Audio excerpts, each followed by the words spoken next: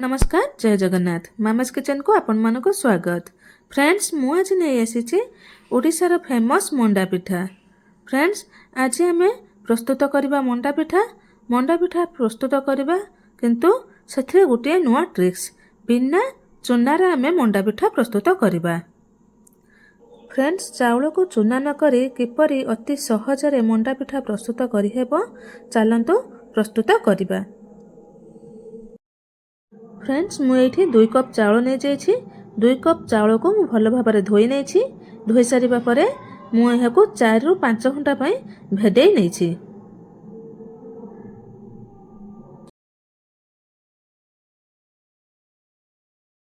एठी हमर चाउल भेदिबार 4 ରୁ 5 घंटा हो जाइए।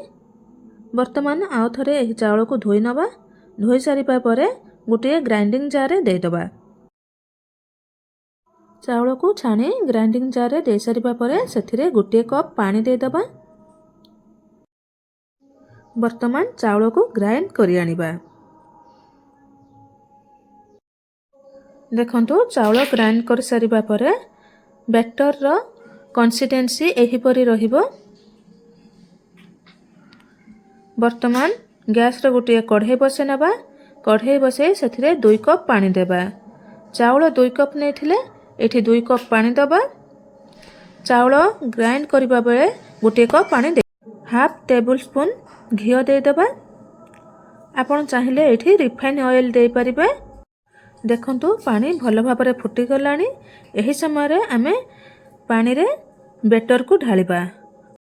देखंतु मु जेपरि बैटर को ढालिबा सहित स्पैचुला रे बैटर को गुळे नउछि सेही परि आपण ढालिबा सहित बैटर को गुळे नेबे।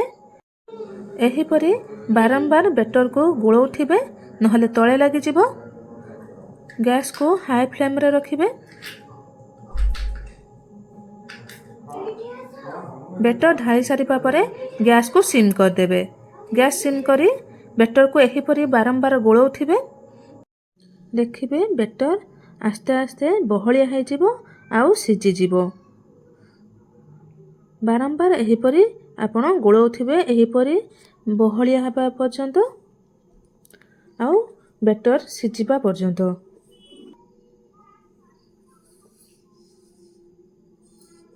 देखंतु हमर मंडा पिठार बैटरटी भल भाव में सिझी जाइछि आउ गोटे अटा गुळा परि हो जाइछि। वर्तमान घोड़े नबा। घोड़े नहीं सारिबा परे किछि समय एहाको रेस्ट छाड़ी दबा। जदि किछि कंचा थिबो से भल भाव में हो जिवो।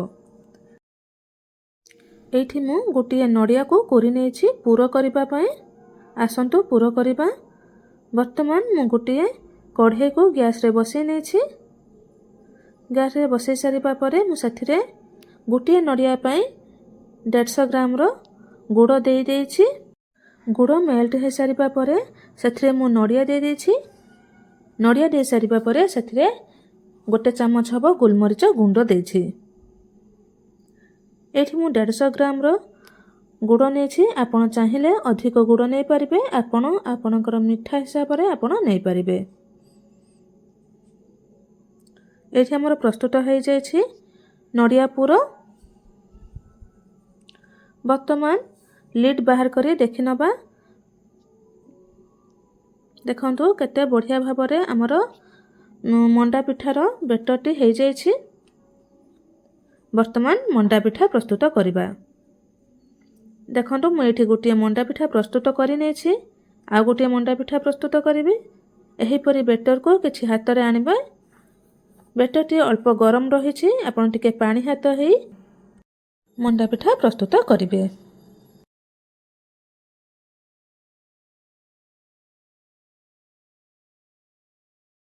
देखंतु एठी मु किछि मंडा पिठा प्रस्तुत करि नेछि।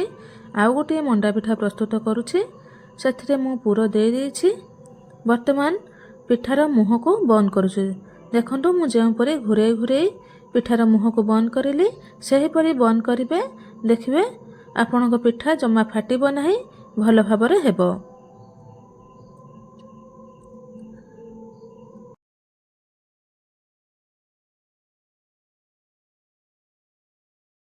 वर्तमान पिठा को स्टीम कर नबा।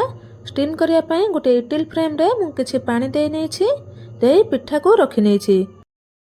एठी पिठा को आमे 10 मिनिट पे स्टीम करि नबा। वर्तमान आमर पिठा 10 मिनिट स्टीम हो जाइछि।